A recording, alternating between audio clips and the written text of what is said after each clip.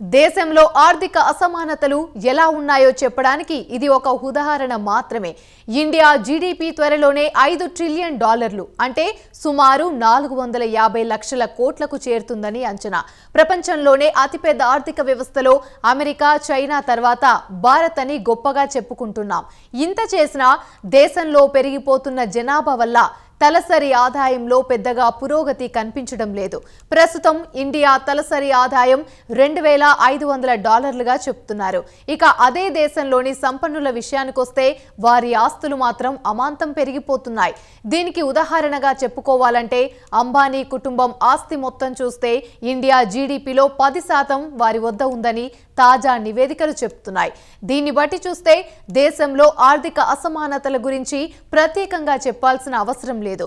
తాజాగా Barclays Hurun India దేశంలోనే సంపన్నుల సంపద గురించి తాజాగా ఒక నివేదికను విడుదల చేసింది. ఆ వివరాలేంటో చూసేద్దాం.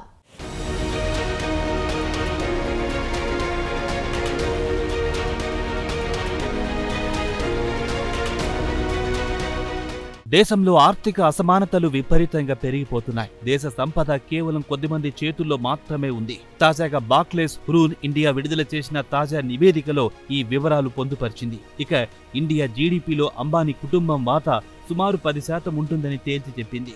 అంబానీ కుటుంబం వ్యాపారాల విలువ చూస్తే ఎవ్వరికైనా కళ్ళు చెదిరిపోవాల్సిందే. వారి కంపెనీల విలువ 25.75 లక్షల కోట్లుగా తేలింది. ఇండియా జీడీపీలో ఇది 10%గా బార్క్లే పేర్కొంది. అంబానీల కుటుంబ వ్యాపారాల విషయానికొస్తే రిలయన్స్ ఇండస్ట్రీస్ పేరుపై ఎనర్జీ, రిటైల్, టెలికాం రంగాల్లో వ్యాపారాలు చేస్తోంది. ఈ ఏడాది మార్చి నాటికి చూస్తే అంబానీ వ్యాపారాల ఆస్తులు రిలయన్స్ లో ఆయనకున్న వాటాలు, జియో ప్లాట్ఫామ్ తో పాటు రిలయన్స్ రిటైల్లో ఆయన వాటాలను 1కి 2 సార్లు లెక్కగట్టి ఆయన సంపద మొత్తం 25.75 లక్షల కోట్లని తేల్చి చెప్పింది బార్క్లేస్.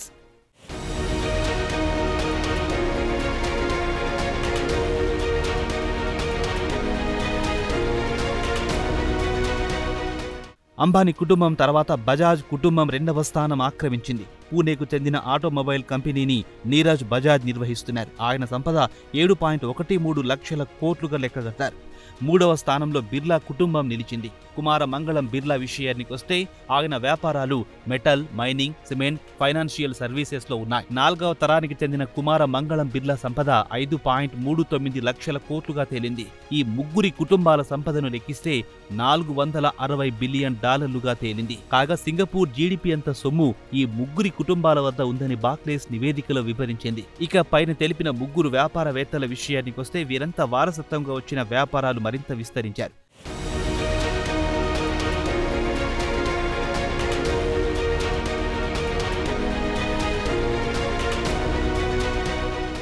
అయితే గౌతమ్ అదానీ విషయానికొస్తే ఆయన సొంతంగా తన వ్యాపార సామ్రాజ్యాన్ని నిర్మించుకున్నారు. అదానీ గ్రూప్ కంపెనీలకు ఆయన చైర్మన్ గా వ్యవహరిస్తున్నారు. ఆయన కంపెనీల విలువ 15.44 లక్షల కోట్లుగా లెక్కగట్టారు. గౌతమ్ అదానీ మాదిరిగానే పూనావాలా ఫ్యామిలీ కూడా సెరమ్ ఇన్స్టిట్యూట్ ప్రారంభించారు. కోవిడ్ సమయంలో వీరి వ్యాపారం ఊపందుకుంది. పెద్ద మొత్తంలో డబ్బు సంపాదించుకున్నారు. వారి సంపద 2.37 లక్షల కోట్లుగా లెక్కగట్టారు. వారసత్వంగా కాకుండా సొంతంగా వ్యాపారం ప్రారంభించి అంచెలంచెలుగా ఎదిగిన వారిలో మన తెలుగువాడైన దివి కుటుంబం కూడా ఈ జాబితాలో చేరింది. ఫార్మా రంగంలో ఉన్న దివి కుటుంబం కంపెనీ విలువ 91,200 కోట్లుగా తేలింది. మరో 28 కంపెనీలు ఇండస్ట్రియల్ ప్రోడక్ట్ రంగంలో ఉన్నాయి. ఈ కంపెనీల విలువ 4,58,700 కోట్లుగా తేలింది. మరో 23 ఆటోమొబైల్ కంపెనీల విలువ 18,76,200 కోట్లు కాగా ఫార్మా రంగానికి చెందిన కంపెనీల విలువ 7,88,500 కోట్లుగా లెక్కగట్టారు. హురూన్ ఇండియా వ్యవస్థాపకుడు, చీఫ్ రీసెర్చ్ అనాస్ రెహమాన్ జునైడ్ చెప్పారు.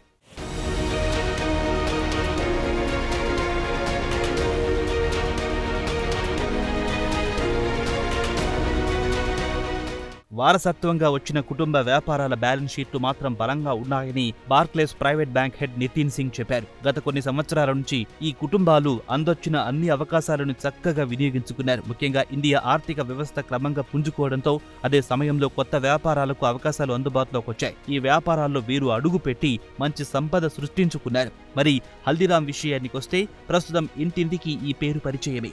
దేశంలో అన్లిస్టెడ్ కంపెనీ విలువ 63,000 కోట్లుగా తేల్చారు. ఇక హల్దీరామ్ విషయానికి వస్తే ఇటీవలే అమెరికాకు చెందిన private equity company Blackstone కంపెనీని టేక్ ఓవర్ చేయాలనుకుంది. అయితే ప్రస్తుతం ఉన్న ప్రమోటర్లు ఎక్కువ మొత్తంలో డబ్బు డిమాండ్ చేశారని, అందుకే ఈ డీల్ కాస్త ఆలస్యం అవుతోందని చెబుతున్నారు.